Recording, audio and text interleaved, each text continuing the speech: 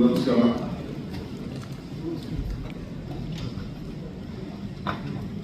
ಉಪಮುಖ್ಯಮಂತ್ರಿಗಳಂತ ರಮೇಶ್ ಅವರೇ, ಸ್ವಾಮಿಗಳಿವೆ, ಈಶ್ವರ ಶೆಟ್ಟಿ ಅವರೇ, ಕಾದರವರೇ, ಎಲ್ಲ ಮಾಧ್ಯಮ ಸ್ನೇಹಿತರು, ಇವತ್ತಿಂದ ನಮ್ಮ ಕೆಲಸ ಪ್ರಾರಂಭವನ್ನು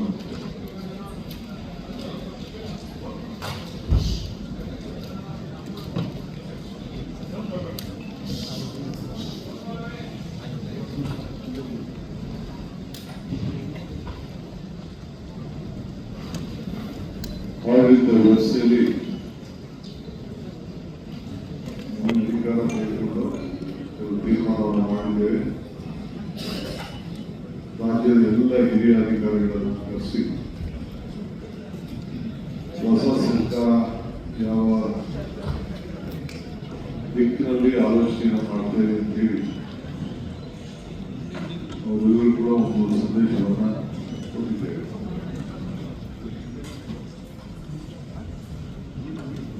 ಮೊದಲನೇ ದಿನ ನಾವು ಅವರಿಂದ ಏನು ನಿರೀಕ್ಷೆ ಮಾಡಿದ್ದೇವೆ, ನಮ್ಮಿಂದ ಏನು ನೀವು ನಿರೀಕ್ಷೆ ಮಾಡ್ತೀರಿ ಎಲ್ಲ ಕೂಡ ಅವರಿಗೆ ತಿಳಿಸಿದ್ದೇವೆ. ನಮ್ಮ ಸರ್ಕಾರ ಯಾವುದೇ ಜಾತಿ ಧರ್ಮ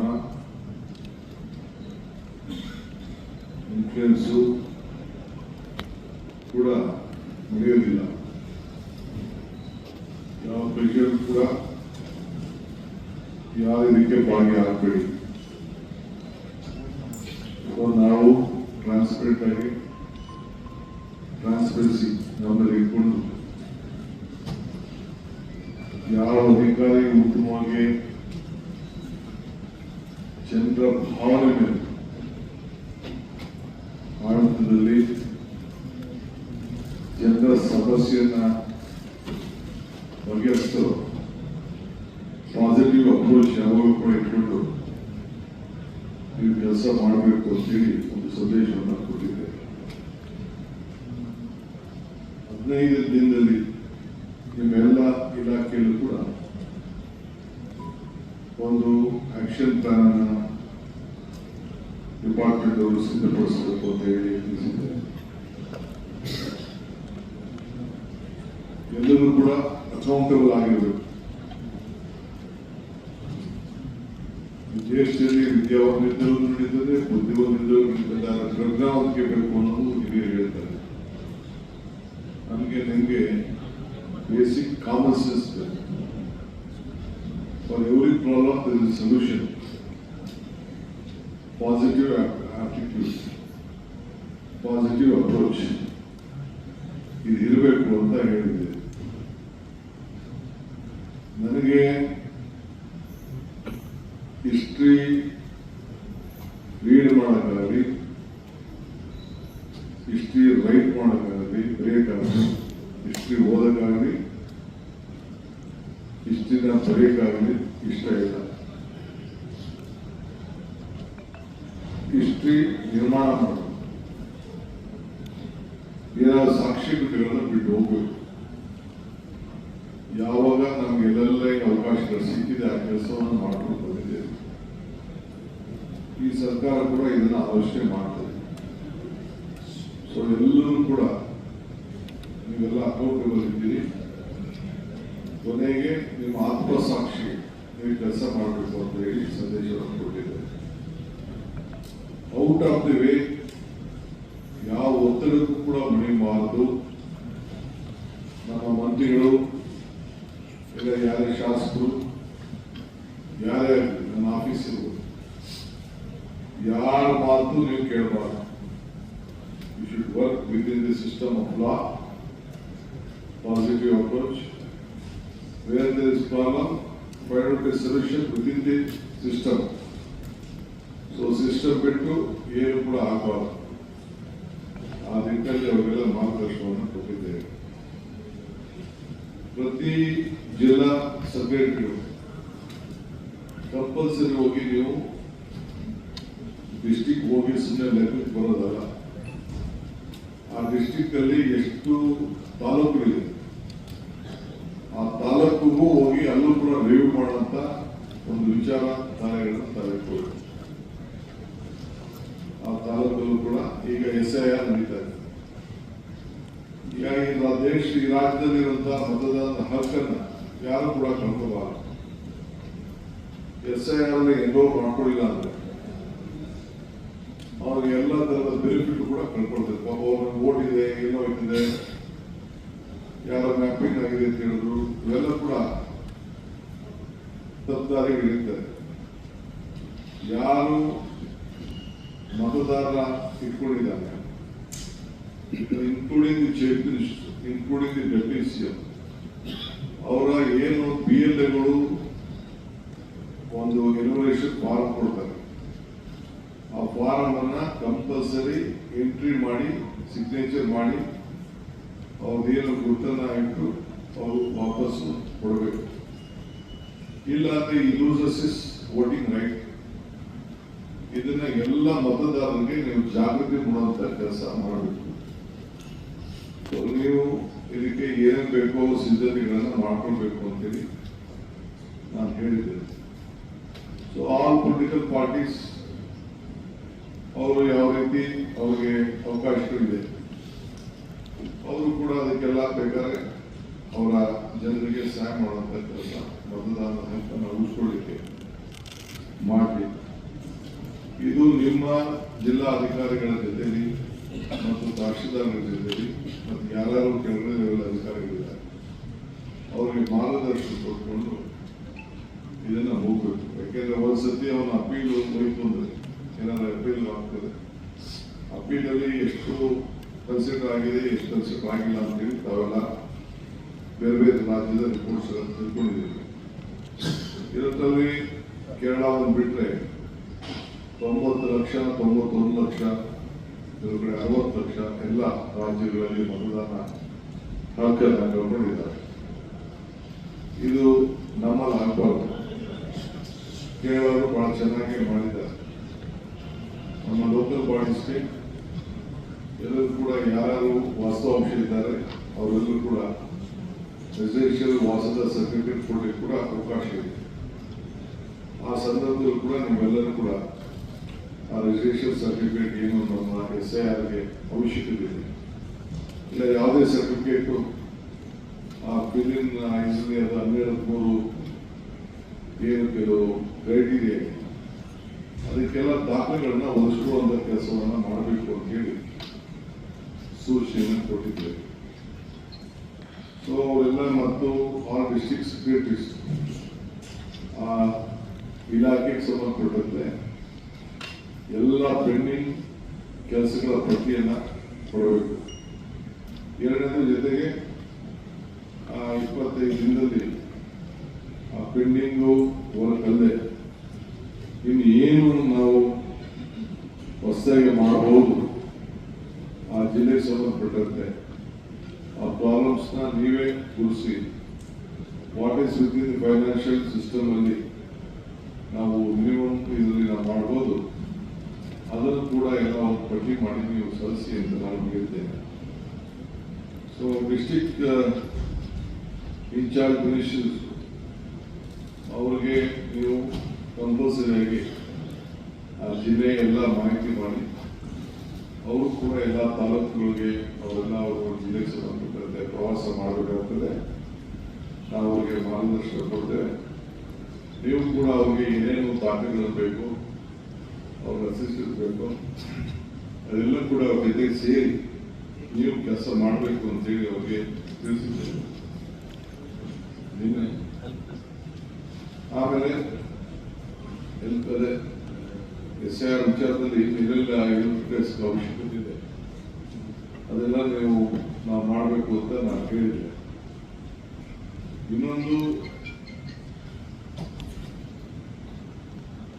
ಒಂದು ಹೊಸ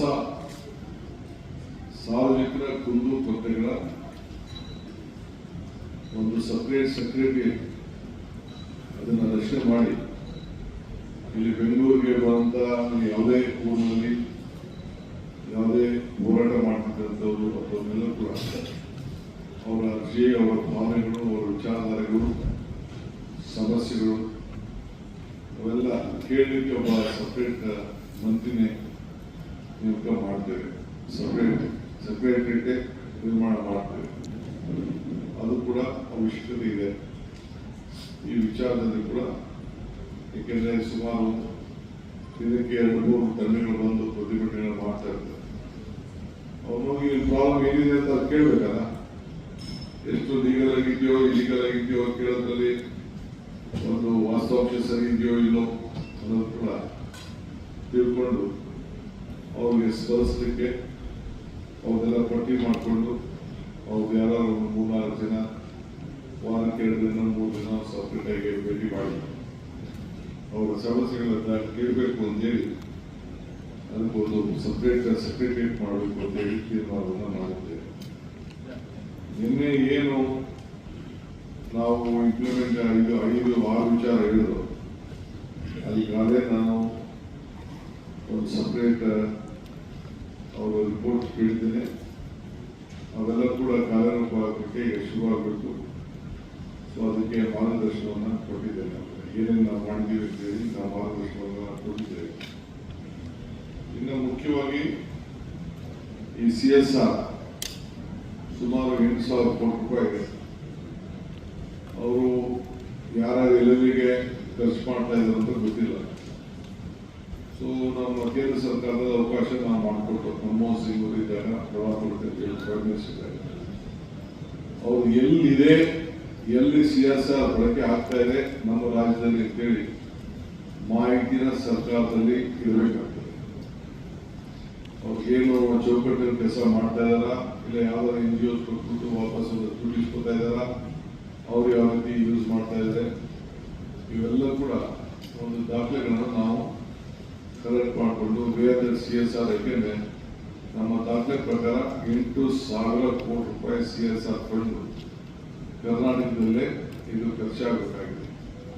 ಈ ಹಿನ್ನೆಲೆಯಲ್ಲಿ ಎಲ್ಲಿ ಹೋಗ್ತಾ ಇದೆ, ಏನು ಮಾಡ್ತಾ ಇದೆ ಅಂತೇಳಿ ನಾವೀಗಾಗಲೇ ಪ್ರತಿಯೊಂದು ಕೂಡ 3 ಪಂಚಾಯತಿಗೆ ನಾವು ಒಂದು ಶಾಲೆ ಮಾಡ್ತೀವಿ ಅಂತೇಳಿ ನಾವು ಮಾತುಕೊಂಡಿದ್ದೇವೆ. ಸೊ ಅದಕ್ಕೆ ಅವರು ಐಡೆಂಟಿಫಿಕೇಶನ್ ಮಾಡಬೇಕು, ಜಾಗಗಳನ್ನೆಲ್ಲ ಗುರುತಿಸ್ಬೇಕು, ಎಲ್ಲೆಲ್ಲಿ ಏನೇನು ಅಂತೇಳಿ ಜಾಗಗಳನ್ನು ಗುರುತಿಸಿ ಈಗ ಅದಕ್ಕೆ ಹೊಸ ನಮ್ಮ ಪಾಲಿಸಿ ಏನು ಈಗ ಬಿಡುಗಡೆ ಆಗ್ತದೆ. ಈಗಾಗಲೇ ಕ್ಯಾಬಿನೆಟ್ ಪಾಸ್ ಆಗಿದೆ.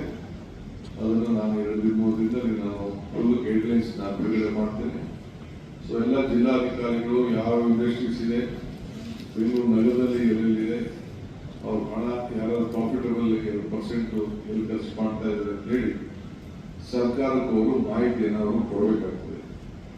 ಆಮೇಲೆ ಸರ್ಕಾರ ಕೂಡ ಅವರೆಲ್ಲ ಒಂದು ಅಫಿಷಿಯಲ್ ಆಗಿ ಅವ್ರಿಗೆ ರಿಕ್ವೆಸ್ಟ್ ಮಾಡಿ ನಮ್ಮ ಪ್ರಯಾರಿಟಿ ಪ್ರೈಮರಿ ಎಜುಕೇಷನ್, ನೀವೆಲ್ಲ ಪ್ರೈಮರಿ ಎಜುಕೇಷನ್ ಸಂಬಂಧಪಟ್ಟಂತೆ ಶಾಲೆಗಳನ್ನ ಕಟ್ಕೊಳ್ಬೇಕು ಮತ್ತು ಯಾರ ಕೈಯಲ್ಲಿ ಇನ್ಫ್ರಾಸ್ಟ್ರಕ್ಚರ್ಗೆ ಮತ್ತು ಬೇರೆ ಬೇರೆ ಈ ಒಂದು ಎಜುಕೇಷನ್ ಪ್ರೈಮರಿ ಎಜುಕೇಷನ್ಗೆ ಒತ್ತಡ ಕೊಡಲಿಕ್ಕೆ ಕೆಲವು ಸ್ಕೂಲ್ ಎಕ್ವಿಪ್ಮೆಂಟ್ಸ್ ಇರ್ಬೋದು, ಬಿಲ್ಡಿಂಗ್ ಇರ್ಬೋದು, ಇವೆಲ್ಲ ಕೂಡ ನಾವೇ ಅವರಿಗೆ ಏನೇನು ಬೇಕು, ಕೆಲವು ಸ್ಕೂಲ್ ಎಕ್ವಿಪ್ಮೆಂಟ್ಸ್ ಇರ್ಬೋದು, ಬಿಲ್ಡಿಂಗ್ ಇರ್ಬೋದು, ಇವೆಲ್ಲ ಕೂಡ ನಾವೇ ಅವರಿಗೆ ಏನೇನು ಬೇಕು ಅಂತ ಹೇಳಿ ಪಟ್ಟಿಕೊಟ್ಟು ಹೊಸ ನಯಾ ಸ್ಕೂಲ್ಗಳನ್ನೇ ಮಾಡಲಿಕ್ಕೆ ಅವರೆಲ್ಲರೂ ಕೂಡ ಇದಕ್ಕೆ ಪ್ರಯಾರಿಟಿ ಕೊಡಬೇಕು. ಆಮೇಲೆ ಹೆಲ್ತ್ ಮುಖ್ಯ. ಫಸ್ಟ್ ಈಗ ಪ್ರೈಮರಿ ಎಜುಕೇಷನ್ ಬೆಂಗಳೂರಿಗೆ ಜನ ಬರೋದನ್ನು ತಪ್ಪಿಸ್ಬೇಕು, ವಲಸೆ ಬರೋದು ವಿದ್ಯಾಭ್ಯಾಸಕ್ಕೋಸ್ಕರ. ಆ ದೃಷ್ಟಿಯಿಂದ ಈ ಪಾಲಿಸಿ ತಯಾರಾಗಿದೆ. ಇನ್ನೊಂದು 5-6 ದಿನದಲ್ಲಿ ಕಂಪ್ಲೀಟ್ ನಿಮಗೆ ಮಾಹಿತಿಯನ್ನು ನಾವು ಕೊಡಬೇಕು. ಆಮೇಲೆ ಒಂದು NRI ಬಹಳ ಜನ ನಾನು ಹಿಂದೆ ಮಾತುಕೊಂಡಿದ್ದೆ, ನನ್ನ ಮ್ಯಾನಿಫೆಸ್ಟೋ ಹೇಳಿದ್ದು ಒಂದು NRI ಸಪ್ರೇಟ್ ಸೆಕ್ರೆಟರಿ. ಯಾಕೆಂದ್ರೆ ಬಹಳ ಜನ ಇನ್ವೆಸ್ಟರ್ಸ್ ಬಂದು ನಮ್ಮ ಕರ್ನಾಟಕದಲ್ಲಿ ನೋಡ್ತಾರೆ. ಅದಕ್ಕೆ ಒಂದು ಸಪ್ರೇಟ್ NRI ಸೆಕ್ರೆಟರಿಯೇಟ್ ಮಾಡಿ, ಸೊ ಯಾರೇ ಪ್ರತಿ NRI ಅವ್ರಿಗೆ ಏನೇನು ಫೆಸಿಲಿಟಿ ಮಾಡ್ಕೊಡ್ಬೋದು, ಏನೇನು ಸಹಾಯ ಮಾಡ್ಬೋದು, ಇರೋಂಥ ಸಿಸ್ಟಮ್ನಲ್ಲಿ. ಇನ್ನು ಅವ್ರಿಗೆ ಸಪ್ರೇಟ್ ಆಗಿ ಈಗ ಅವರು ಬಂದವರು ಇನ್ವೆಸ್ಟ್ ಮಾಡಲಿಕ್ಕೆ ಅದಕ್ಕೆಲ್ಲ ಕೂಡ ಸಿದ್ಧತೆ ಮಾಡ್ಕೊಳ್ಳಿಕ್ಕೆ NRI ಸೆಕ್ರೆಟ್ ಮಾಡಲಿಕ್ಕೆ ಅದಕ್ಕೆ ಏನೇನು ಕಾನೂನು ಚೌಕಟ್ಟಿನಲ್ಲಿ ವ್ಯವಸ್ಥೆ ಮಾಡಬೇಕು ಅದು ರೆಡಿ ಮಾಡ್ಕೊಳ್ಳಿ ಅಂತ ನಾನು ಕೇಳಿದ್ದೇನೆ. ಸೊ ಅದು ಕೂಡ ಒಂದು ಪ್ರಪೋಸಲ್ನ ನಮ್ಮ ಅಧಿಕಾರಿಗಳು ಕೂಡ ಸದ್ಯದಲ್ಲೇ ಕೊಡ್ತಾ ಇದ್ದಾರೆ. ಸೊ ಈ ಕೆಲವು ಮೇಜರ್ ಡಿಸಿಷನ್ ತಗೊಂಡು ಅವ್ರಿಗೆ ಆಡಳಿತದಲ್ಲಿ ಯಾರು ಕೂಡ ನಮ್ಮ ಮಂತ್ರಿಗಳು ಅಲ್ಲಿ ಶಾಸಕರು ಇಲ್ಲ ನಮ್ಮ ಸ್ಟಾಫ್ ಮತ್ತೆ ಹೇಳ್ತಾ ಇದ್ದೀನಿ, ಯಾವ ಪ್ರೆಷರ್ಗೂ ನೀವು ಗೀಡ್ ಹಾಕಬಾರ್ದು. ಕಾನೂನು ಚೌಕಟ್ಟಿನಲ್ಲಿ ಇದ್ರೆ ಮಾತ್ರ ಮಾಡಬೇಕು. ಅದಕ್ಕೆ ಎಲ್ಲದಕ್ಕೂ ಕೂಡ ಸೊಲ್ಯೂಷನ್ ಇರ್ತದೆ. ಆ ನಿಟ್ಟಿನಲ್ಲಿ ಜನರ ಸೇವೆಯನ್ನು ಮಾಡಬೇಕು ಅಂತೇಳಿ, ಏಕೆಂದರೆ ಯಾವ ಇದಕ್ಕೂ ನಮ್ಮ ಮಂತ್ರಿಗಳು ಕೆಲವೆಲ್ಲ ಹೊಸದಿರ್ಬೋದು, ಹಳದಿರ್ಬೋದು, ಯಾವ ಒತ್ತಡದ ಮೇಲೆ ಸೈನ್ ಹಾಕಿ ಪ್ರಯತ್ನ ಮಾಡೋದು. ನೀವು ಯಾವ ಕಾರಣಕ್ಕೂ ಲೀಡ್ ಆಗಬಾರ್ದು ಅವ್ರಿಗೆ ಸಿಸ್ಟಮ್ ಅಂತೇಳಿ ಅವ್ರಿಗೆ ಹೇಳಿದ್ದೇನೆ. Free, fair, corruption free government ಕೊಡಬೇಕು. ಅದಕ್ಕೆ ನಿಮ್ಮೆಲ್ಲರ ಸಹಕಾರ ಬೇಕು ಅಂತೇಳಿ ಅವ್ರಿಗೆ ಮಾರ್ಗಸೂಚಿಯನ್ನು ಕೂಡ ಕೊಡಬೇಕು.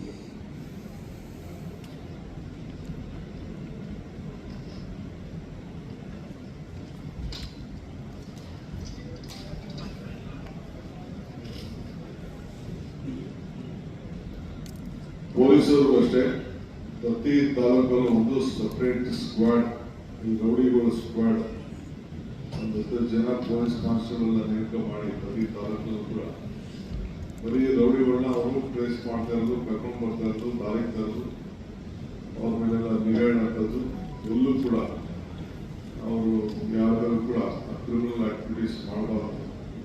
ಸೊ ಯಾರು ರೌಡೀಸ್ಗಳಿದ್ದಾರೆ, ರೌಡೀಸ್ ಚಿಗುರು ಹೊಸದಾಗಿ ಹುಡುಗರು ಹಳಬರು ಎಲ್ಲರೂ ಕೂಡ ಜಾಗೃತಿಯಿಂದ ಅವ್ರ ಬಗ್ಗೆ ನೀವು ಒಂದು ಸ್ಪೆಷಲ್ ಒಂದು ಕೋರ್ಸ್ ಕ್ರಿಯೇಟ್ ಮಾಡಬೇಕು ಅಂತ ಹೇಳಿ ಅವರಿಗೆ ನಾನು ತಿಳಿಸಿದ್ದೆ. ಆಮೇಲೆ ಸರ್ಕಾರ ವಿಚಾರದಲ್ಲೂ ಕೂಡ ಕ್ವಾಲಿಟಿ ಇನ್ನು ಹೆಚ್ಚಿಗೆ ಆಗಬೇಕು. ಯಾರಿಗೆ ಏನು ಸರ್ಕಾರದಿಂದ ಅವರಿಗೆ ಅನುಕೂಲ ಆಗಬೇಕು ಅದು ಕೂಡ ಎಲ್ಲ ಮಾಡಿದ್ದೇನೆ. ಆಮೇಲೆ ಅವರಿಗೆ ಕೆಲವು ಕರ್ನಾಟಕ ಭವನ್ ಫಂಕ್ಷನಿಂಗಲ್ಲಿ ನನಗೆ ಸಮಾಧಾನ ಇಲ್ಲ.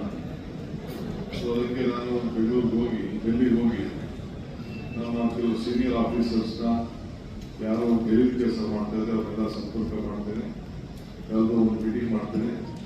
ಅದಾದ್ಮೇಲೆ ಯಾರು ರಿಟೈರ್ಡ್ ಆಗಿದ್ದಾರೆ ನಮ್ಮ ಆಫೀಸರ್ಸ್ ಅವರು ಕೂಡ ಸಪ್ರೇಟ್ ಆಗಿ ಮಾಡ್ತೀನಿ, ಮಾಡಿ ಅದು ಒಂದು ಸಪ್ರೇಟ್ ಕೆಲವು ಸೆಲ್ನ ರಚನೆ ಮಾಡಿ ನಮ್ಮ ರಾಜ್ಯಕ್ಕೆ ಏನೇನು ಹಣ ಬೇಕು, ಏನು ಹೊಸ ಪ್ರೋಗ್ರಾಮ್ಸು ಬೇರೆ ಬೇರೆ ರಾಜ್ಯದವರು ತೆಗೆದುಕೊಳ್ತಾ ಇದ್ದಾರೆ ಅದೆಲ್ಲ ಗಮನಿಸಿ ಪ್ರಾಜೆಕ್ಟ್ ರಿಪೋರ್ಟ್ ರೆಡಿ ಮಾಡಿ ನಾವು ಕೂಡ ಅವರಿಗೆ ಫೈಲ್ ಮಾಡಬೇಕು. ನಮ್ಮದು ಕೂಡ ರಿಕ್ವೆಸ್ಟನ್ನು ಕೇಂದ್ರ ಸರ್ಕಾರಕ್ಕೆ ಇಡಬೇಕು.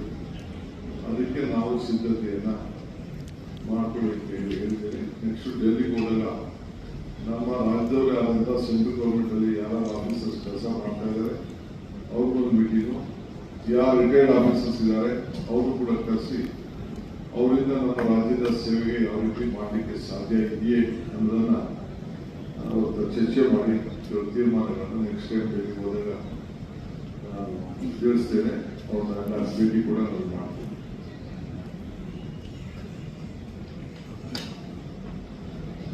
ಇಷ್ಟೇ. ಇನ್ನೇನು ಇದೆಯಾ ಸರ್? ಹಿಂದೆ what are the key challenges you face in administration? What are the key challenges you face in administration? Just we have started, I have given an opportunity to give them 15 days time to submit the report. Let me see, they should tell ಏನು ಮಾಡಕ್ಕೆ ಸಾಧ್ಯ, ಏನು ಮಾಡೋಕ್ಕಾಗಲ್ಲ, ಏನು ನಮ್ಮ programmes ಇದೆ, ಏನು manifesto ಹೇಳಿದ್ದೀವಿ, ಬಜೆಟ್ ಹೇಳಿದ್ದೀವಿ, ಅದೆಲ್ಲ ಕೂಡ ಅದನ್ನು ಯಾವ ರೀತಿ ಇಂಪ್ಲಿಮೆಂಟ್ ಮಾಡ್ಬೋದು, ಏನೇನು ಸಮಸ್ಯೆ ಇದೆ ಅಂತೇಳಿ ಅದ್ರ ಬಗ್ಗೆ ಕೂಡ ಚರ್ಚೆ ಮಾಡ್ತೀವಿ. ಅವ್ರ 15 ದಿನದಲ್ಲಿ ಒಂದು ರಿಪೋರ್ಟ್ ಕೊಡಿ ಅಂತ ಹೇಳಿದೆ.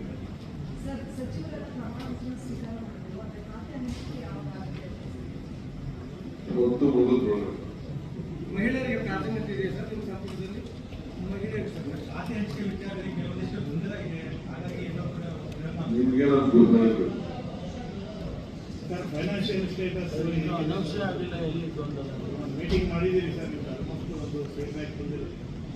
ಫೈನಾನ್ಷಿಯಲ್ ಸ್ಟೇಟಸ್ ಫೈನಾನ್ಷಿಯಲ್ ಸ್ಟೇಟಸ್ ಇನ್ನ ಹೋಗಿಲ್ಲ.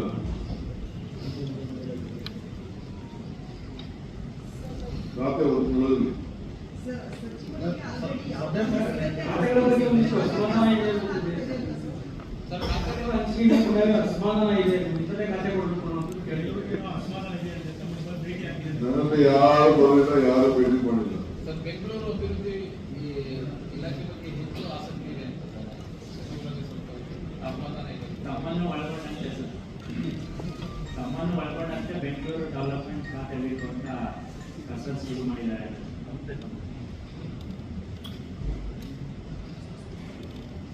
ಗಾಳಿಯಲ್ಲಿ ಮಾತಾಡುತ್ತಿಲ್ಲ, ಉತ್ತರ ಕೊಡಕ್ಕಾಗಲ್ಲ.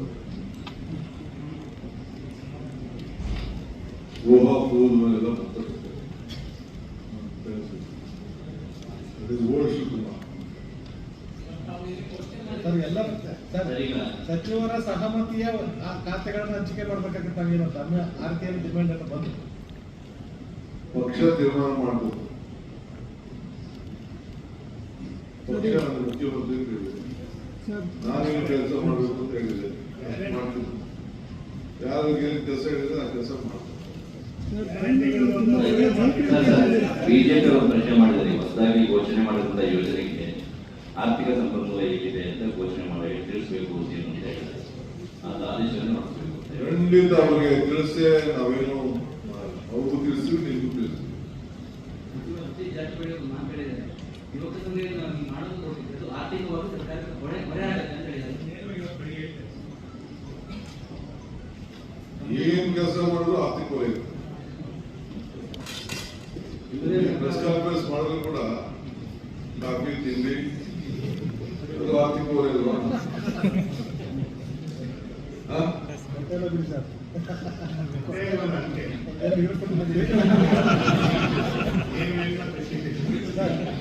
ಸರ್ ಈಗ ಸರ್, ಗ್ಯಾರಂಟಿ ಪರಿಷ್ಕರಣೆ ಬಗ್ಗೆ ತಾವು ಸಭೆಯಲ್ಲಿ ಪ್ರಸ್ತಾಪ ಮಾಡಿದ್ರಿ ಮತ್ತು ತಾವು ಹೇಳಿದ್ರಿ.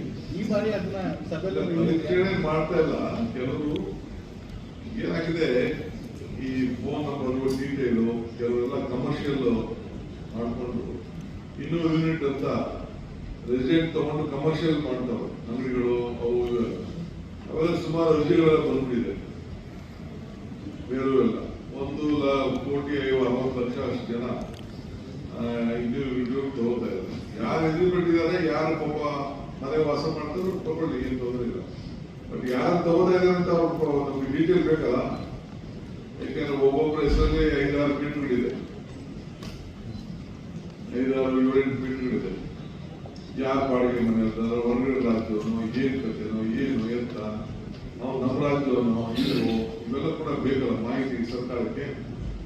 ಸೊ ಆ ಮಾಹಿತಿಯನ್ನು ನಾವೆಲ್ಲ ಪಡ್ಕೊಳ್ತಾ ಇದ್ದೀವಿ. ಅವನ ಫೋನ್ ನಂಬರ್ ಏನು, ಅವನ ಕರೆಕ್ಟಾಗಿ ಉಪಯೋಗ ಆಗ್ತಾ ಇದೆ, ಅವನ್ನೆಲ್ಲ ಬಾಡಿಗೆ ಕೊಟ್ಟವನ ಏನು ಅಂತ ಬೇಕು. ಆಮೇಲೆ ಈಗ 120 ಕೋಟಿ ರೂಪಾಯಿ ಈಗ ನಮಗೆ ಎಲ್ಲ ಕೆಲವೆಲ್ಲ ಸತ್ತವರೆಲ್ಲ ಕೆಲವರು ಡ್ರಾ ಮಾಡ್ಕೊಂಡಿದ್ದಾರೆ ಮನೆಗಳು. ಅದಕ್ಕೆ ಚೆಕ್ ಇರಬೇಕಲ್ಲ, ಯಾರ ರೆಸ್ಪಾನ್ಸಿಬಿಲಿಟಿ, ಯಾರ ಸತ್ತೋದ ತಕ್ಷಣ, ಯಾರ ಊರ ಸತ್ತು ಹೋದ ತಕ್ಷಣ, ಯಾರ ವಿಲೇಜ್ ಅಕೌಂಟೆಂಟು, ಅವ್ನ ರೆವಿನ್ಯೂ ಇನ್ಸ್ಪೆಕ್ಟರು, ಇಲ್ಲ ಅಂದ್ರೆ PDOನು ಇಂಥವ್ರು ಸತ್ತಿದ್ದಾರೆ, ಇಂಥವ್ರು ಮಾಡಿದ್ದಾರೆ ಅಂತ ಮಾಹಿತಿ ಎಲ್ಲ ಕೊಡ್ಬೇಕಲ್ಲ. ಅವ್ರ ಕುಟುಂಬದವ್ರು ಕೊಡ್ಬೇಕಲ್ಲ, ಅವ್ರಿಗೂ ಭಯ ಇರ್ಬೇಕಲ್ಲ. ಡ್ರಾ ಮಾಡೋದು ಇವೆಲ್ಲ ಕೂಡ ಮಾಡಬಾರ್ದಲ್ಲ. ಸರ್, ಈಗ ಬ್ಯಾಂಗ್ಳೂರ್ಗೆ ಒಳ್ಳೆ ಬ್ಲೂ ಪ್ರಿಂಟ್ ಇಟ್ಕೊಂಡಿದ್ದೀರಲ್ಲ, ಸಿಕ್ಕಾಪಟ್ಟೆ ಪ್ರಾಜೆಕ್ಟ್ಸ್ ಇದೆ. ಅದು ಇಂಪ್ಲಿಮೆಂಟೇಷನ್, ರಿಸೋರ್ಸ್ ಮೊಬಿಲೈಸೇಷನ್ ಹೇಗೆ ಮಾಡ್ತೀವಿ? ಅದೆಲ್ಲ ಇದೆ, ಕ್ಯಾಬಿನೆಟ್ ತೀರ್ಮಾನ ಆಗಿದೆ. ಈಗ ನಿನ್ನೆ ತಾನೇ ನಾನು ರೋಡ್ಗೆ ಎಮರ್ಜೆನ್ಸಿ ಕೆಲವು ರೋಡ್ಸ್ ಇಲ್ಲದಿದೆ ಮಾಡ್ಕೊಂಡು ಬೇಕಾದ್ರೆ 2,000 ಕೋಟಿ ರೂಪಾಯಿ ಕೊಡೋದು ಒಂದು ಡಿಸಿಷನ್ ಆಗಿದೆ. ಅವರೆಲ್ಲ ಈಗ ನಮ್ಮ ಹೊಸದಾಗಿ ಯಾರು ಬೆಂಗಳೂರು ಮಂತ್ರಿ ಬರ್ತಾರೆ ಅವರು take it up the responsibility.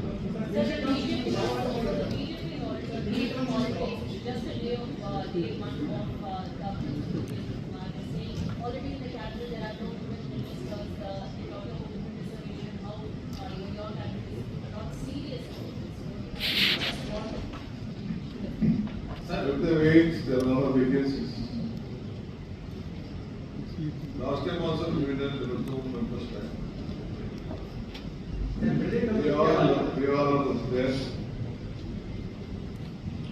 The driving which we are doing to the government for a common man is not individual.